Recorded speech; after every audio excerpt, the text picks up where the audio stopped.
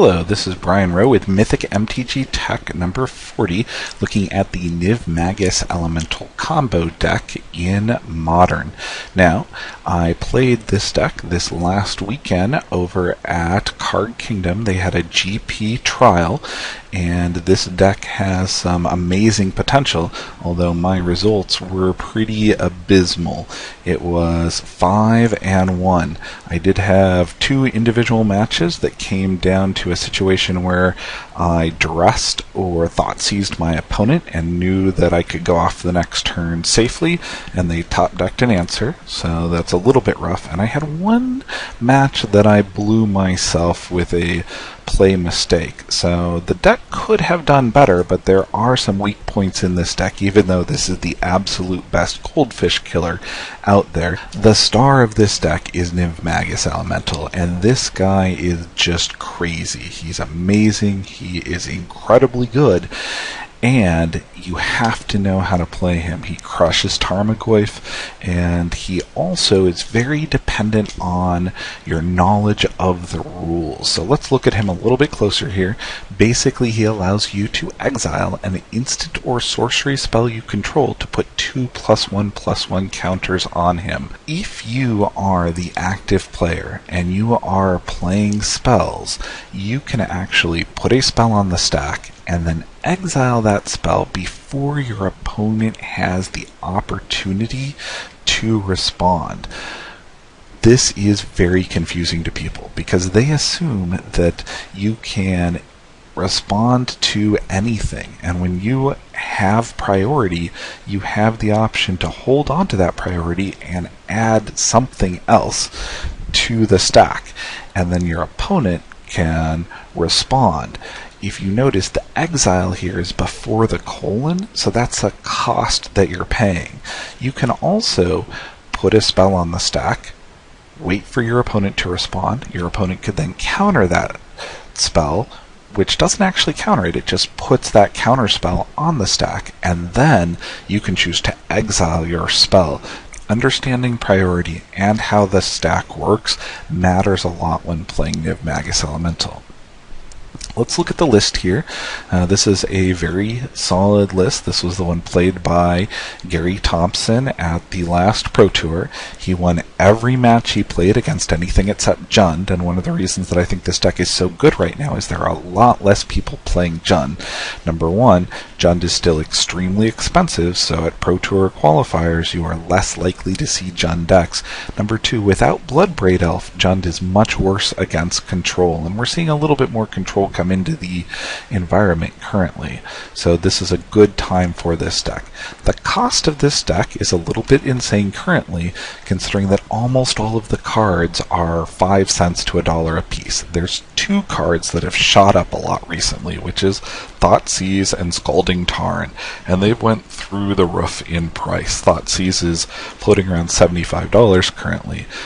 There are really solid alternatives out there, though, if you want to play this deck on a budget. Those being Duress and Inquisition of Kozilek for that Thoughtseize spot, and I actually even like Duress a little bit better than Inquisition currently, because against one of your worst matchups, which can be Tron if you don't have an amazing draw, you're able to pull Karn out of your opponent's hand and then still easily win. This deck has a very small group of creatures. There's really only two creatures that win for you. Nivmagus Elemental is by far much better than Kiln Fiend, but Kiln Fiend can also give you a lot of third turn kills, and the Flamekin Harbingers are just in this deck to go get the beaters. The deck also runs 20 free spells, although I've seen a few versions of this deck with a few more, a few less. 20 I think is definitely the right number. These spells are what power both Nivmagus Elemental and Kiln Fiend, and I'll go into each of them in more detail here. And then there are the accelerators. These are the cards that take those free spells and turn them into second or third turn kills, which makes this the fastest combo deck out there, or at least on par with extremely good Aegis draws. One of the wins that's available is an Infect Win, so you just need to get your Nivmagus Elemental or your Kiln Fiend up to 10 power, and then Tainted Strike. And people do not see this Tainted Strike coming. They often calculate their life based on how much damage you've done already, and you can sneak through a Tainted Strike. Second thing that's in here for a really fast kill is Assault Strobe, and this is one of the weakest cards in the deck. It looks amazing because it gives you double strike till end of turn, but when you look closely, this is a sorcery. Back there, Tainted Strike is instant. You know you're going to win. You know that they've chosen not to block.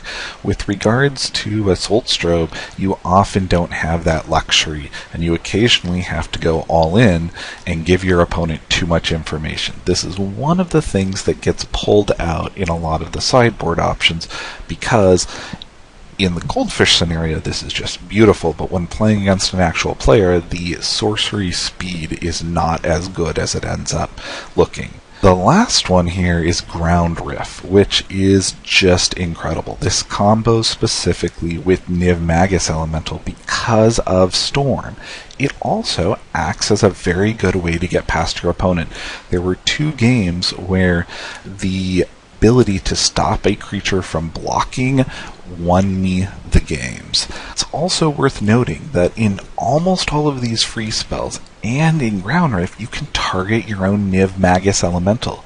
There's more than once that I had my Nivmagus Elemental targeted with all the copies of this because my opponent did not have creatures on the board. One of the toughest cards to play in this particular deck is Gitaxian Probe.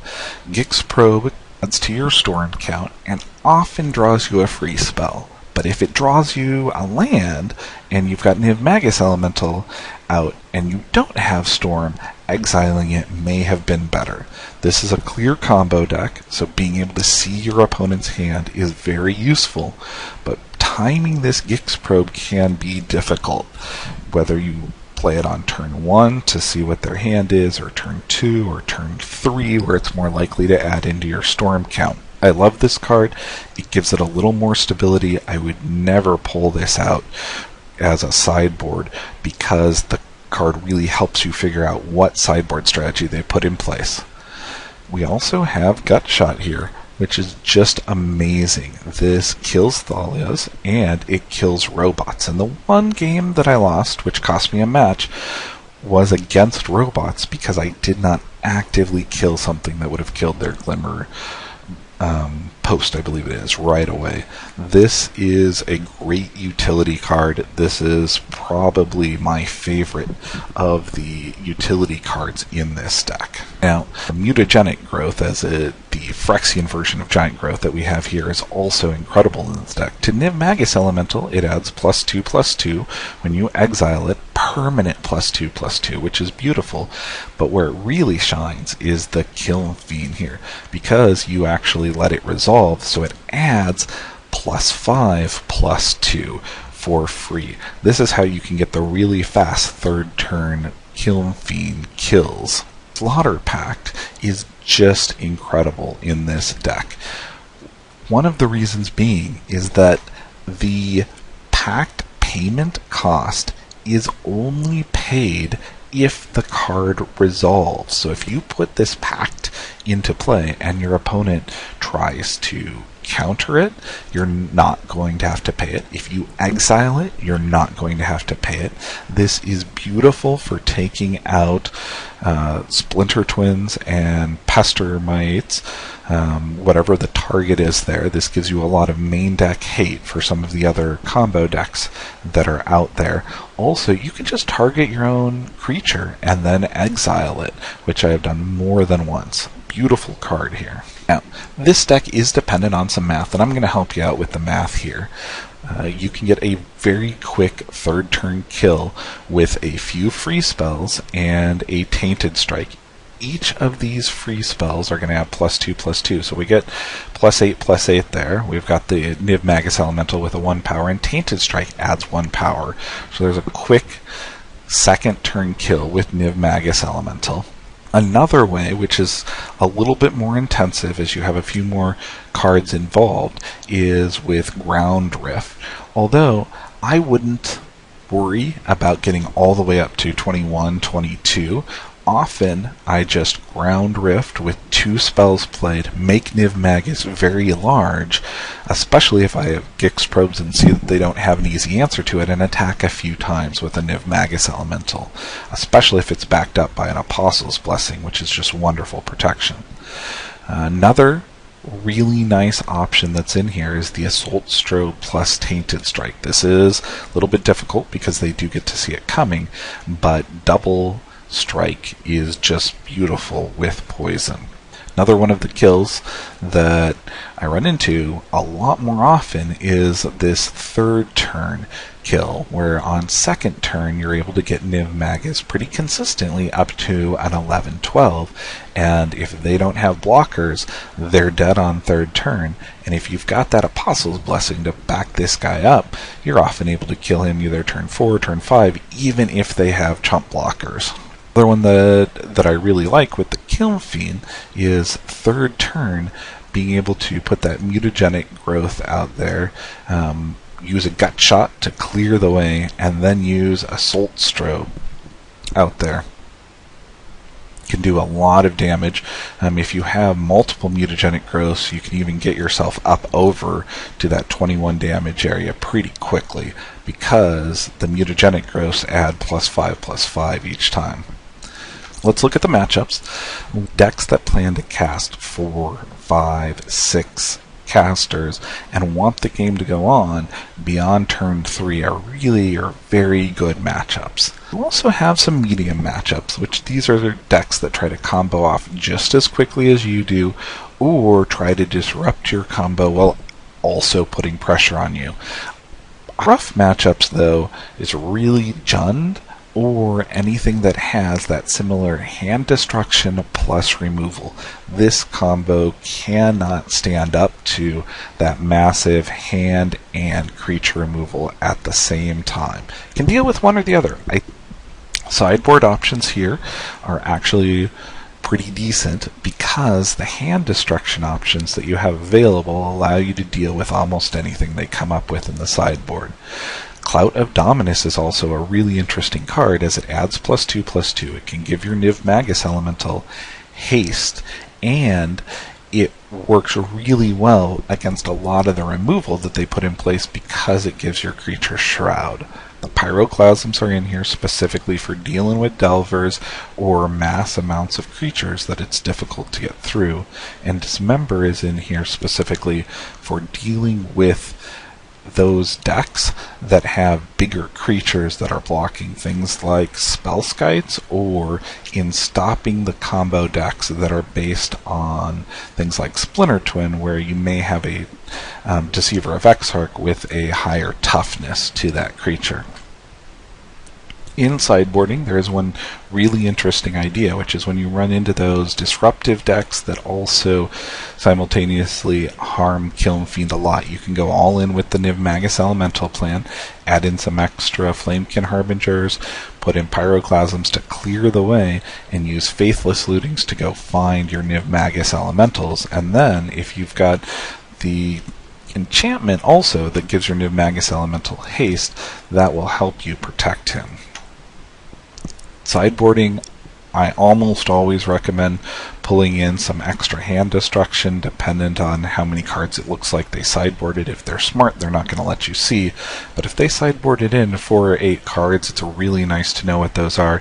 Nothing feels worse than putting a 21-22 Nivmagus Elemental into attack on turn 2 or turn 3 just to have it removed. For people interested in learning more about this deck, I strongly recommend the PureMTGO article that is out there. It's very well written and it explains the basics. There's also a really good video out there that was done from the last Grand Prix Tour with Gary Thompson explaining this deck piece by piece. Thanks, this has been Ryan Rowe with a modern Nivmagus Elemental deck tech. Please let me know how this deck does for you, but I strongly suggest testing against it because there's a good chance that you'll see somebody running it, and a good pilot with this deck can do really well. Thanks.